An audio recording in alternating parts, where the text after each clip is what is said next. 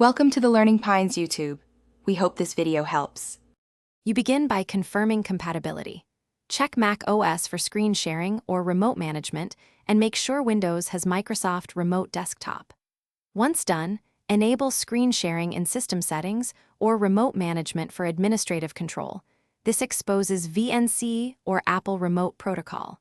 You should also create or confirm a dedicated Mac OS user account and password for remote connections. Finally, on Windows, install the Microsoft Remote Desktop app and keep the Mac's local IP or hostname handy so you can initiate the connection next.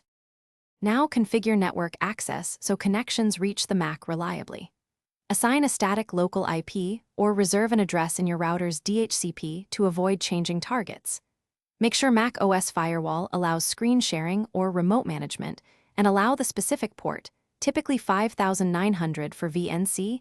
If using VNC, for Microsoft Remote Desktop gateways, follow their port guidance. If you need access outside your LAN, set up router port forwarding or, preferably, configure a VPN to avoid exposing ports directly.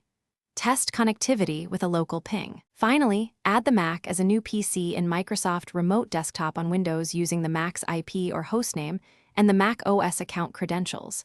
Accept or install any presented certificate if you trust the host.